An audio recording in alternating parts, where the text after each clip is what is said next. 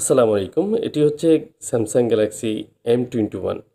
আর দেখুন এখানে চার্জিং লোগোতে আটকে আছে। আমি কিন্তু চার্জারটা খুলে নিয়েছি। তারপরেও কিন্তু চার্জিংয়ের যে রিংটি সেটি কিন্তু দেখাচ্ছে। তো এই চার্জিংয়ের আইকন এটি অনেক সময় পার্সেন্টেজ কিন্তু দেখায়, আবার অনেক সময় দেখায় না। তো এই ফোনটির সমস্যা হচ্ছে হ্যাঙ্গিং সমস্যা এবং Samsung Galaxy M21, 31, A51, A50s, A50 অনেক ধরনের মডেলগুলো রয়েছে যেগুলোতে এই ডাবল ডেকার সিপিইউগুলোর সমস্যা হয়ে থাকে। আর এই ডাবল ডেকার সিপিইউগুলো কাজ করা অনেকের কাছেই কিন্তু একটু কঠিন মনে হয় এবং অনেকেই সিঙ্গেল সিপিইউগুলো অ্যাভেলেবেল কাজ করছেন, বাট এই স্যামসাংয়ের ডাবল ডেকার সিপিইউগুলো কাজ করতে গিয়ে তারা আনসাকসেস হচ্ছেন বা বিভিন্ন সমস্যা হচ্ছে। তো এই কাজগুলো আসলে কিভাবে খুব সহজে আমরা করতে পারি সেই বিষয়ে আজকে কথা বলবো। তো প্রথমে আমি স্টিলের শেলটি কাটিং করে নিচ্ছি পাশ থেকে, কারণ হচ্ছে যে আইসিটি রিমুভ করতে গেলে একটু শেলগুলো একটু কাটিং করে নিলে খুব সহজে কিন্তু আইসিটি রিমুভ করা যাবে। কারণ সেফলি একটি আইসি রিমুভ করা এটি হচ্ছে একটি অন্যতম বিষয় একটি সিপিইউ রিবোলিংয়ের ক্ষেত্রে। আপনার আইসি যদি রিমুভ করতে গিয়ে আইসিটি ড্যামেজ হয়ে যায় তাহলে কিন্তু আপনি যত সুন্দর করেই রিবোলিং করেন না কেন আপনার কাজটি কিন্তু আনসাকসেস হয়ে যাবে। তো আমি সুন্দর করে স্টিলের শেল কাটিং করে নিয়েছি এবং কি প্রথমে গ্লু কাট করে নেব। দেন আমি কিন্তু এই ফোনটির র্যামটি রিমুভ করব। তো গ্লু কাট করার জন্য হালকা করে এয়ার টেম্পারেচার অ্যাপ্লাই করতে হয় যেন শুধু গ্লুগুলো কাট করা যায়, আশেপাশের যে কম্পোনেন্টসগুলো রয়েছে ক্যাপাসিটর, রেজিস্টর, এগুলো যেন হিট লেগে উঠে না যায়। তো এই লেভেলে আপনি টেম্পারেচার এয়ার অ্যাপ্লাই করতে পারেন। তো আমি গ্লু কাট করে নিচ্ছি খুব সুন্দরভাবে এবং পাশে যে ২-৩টি ক্যাপ থাকে এগুলো আমি রিমুভ করে নেব। কারণ এই ক্যাপাসিটরগুলো রিমুভ করে আমি সুন্দরভাবে আইসিটি রিমুভ করতে পারবো। আর এই বিষয়টি খুবই গুরুত্বপূর্ণ যে আইসি রিমুভ করার সময় যেন খুব সেফলি আইসিটি রিমুভ করা যায়। কারণ আইসি রিমুভ করতে গিয়ে যদি আপনার পর্যাপ্ত সুবিধা না থাকে, আইসিটি রিমুভ করার সময় বেঁকে যাওয়া এবং অতিরিক্ত হিট অ্যাপ্লাই করা বা আমরা যে আইসি রিমুভ করার সময় নাইফ ব্যবহার করে থাকি এগুলো সঠিকভাবে না ইউজ করতে পারলে কিন্তু আইসিটি খারাপ হয়ে যেতে পারে। দেখুন আমি খুব স্লোলি দেখাচ্ছি যে একটি র্যাম রিমুভ করার জন্য খুব সহজ ওয়ে।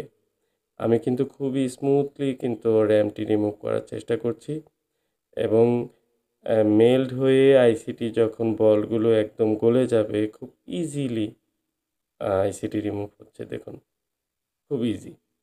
তো আপনি এখানে যত প্রেশার ক্রিয়েট করবেন বা বেশি প্রেশার দিয়ে তোলার চেষ্টা করবেন, লেগগুলো নষ্ট হয়ে যাবে। তো এবার আমি যে হিটটি অলরেডি কিন্তু আইসি হিট আছে, এই অবস্থাতেই আমি আরেকটু হিট অ্যাপ্লাই করে প্রসেসরটি রিমুভ করব।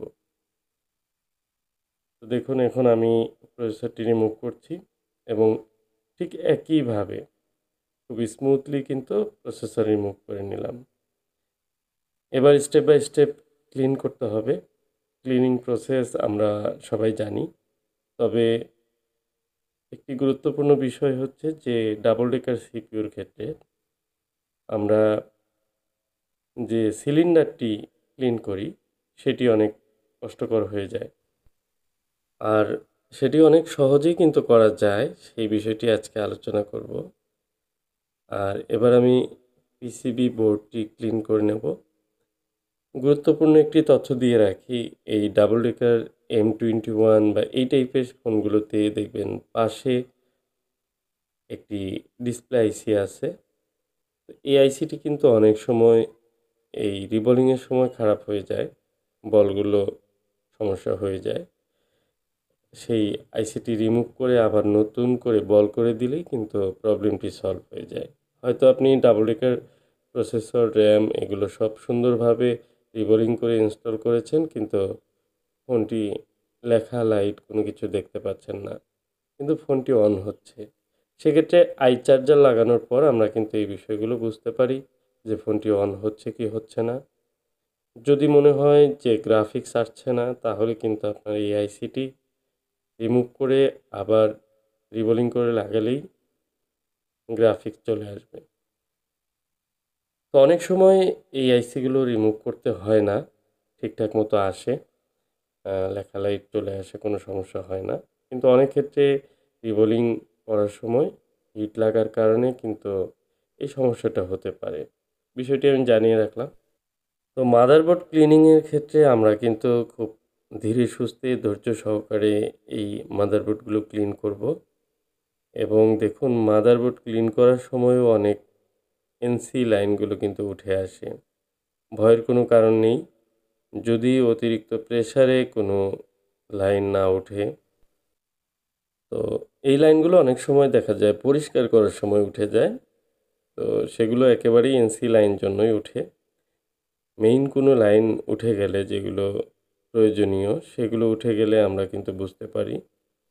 এবং যে লাইনগুলো শিকড় থাকে নিচে মাদারবোর্ডের সঙ্গে, মনে হচ্ছে যে লাইন ছিল, দেখলেই বোঝা যায়। যখন কাজের অভিজ্ঞতা হয়ে যাবে তখন সমস্যা হবে না। দেখুন, এই যে এখানে ক্যাপাসিটর দুটি লাইন শর্ট দেখাচ্ছে, মানে শর্ট হয়ে আছে সোল্ডারিং টেস্ট লেগে। তো এই জিনিসগুলো কিন্তু খেয়াল করতে হবে। ছোটোখাটো অনেক বিষয়ের কারণেই কিন্তু এই ফোনগুলো সুন্দরভাবে কাজ করার পরেও আনসাকসেস হতে পারে। তো আমি ক্লিন করে নিচ্ছি, একেবারে খুব সুন্দরভাবে ক্লিন করে নিয়েছি। এবার আমি র্যামটি ক্লিন করব। মূল বিষয়টি আজকে এখানে যে এই র্যামটি ক্লিন করা কিভাবে করা যায়। এখানে আপনার দুই ধরনের ব্রাশ ইউজ করবেন, একটি হার্ড ব্রাশ আর একটি সফট ব্রাশ। তো টুথব্রাশ ইউজ করতে পারেন, বিভিন্ন ধরনের ব্রাশ ইউজ করতে পারেন, তবে একটি হার্ড, একটি সফট। হার্ড ব্রাশ এবং সফট ব্রাশের মাধ্যমে আপনি ক্লিন করবেন, সেই সাথে থিনার ইউজ করবেন। অরিজিনাল থিনার ইউজ করলেই আপনার এই গ্লু আস্তে আস্তে উঠে যাবে। একটু সময় দিয়ে পরিষ্কার করতে হয়।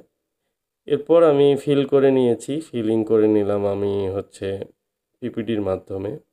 এবং পিপিডি খুব প্রেসার দিয়ে ভরে দিবেন এবং পরিষ্কার করে নেবেন। উপর থেকে উইপার দিয়ে ভালোভাবে ক্লিন করবেন। একটি আর একটির সঙ্গে যে লেগে যাওয়ার ভয়, সেটি কিন্তু একদম থাকবে না। দেখুন, খুব নিখুঁতভাবে প্রত্যেকটি বল কিন্তু হয়ে গেছে। তো এই হচ্ছে বিষয়। আপনি ক্লিনিং প্রসেস যদি ভালো থাকে, তাহলে কাজটি একদম সহজে হয়ে যাবে। এবার আইসি একের পর এক লাগিয়ে আমি ফোনটি কিন্তু অন করে নিলাম।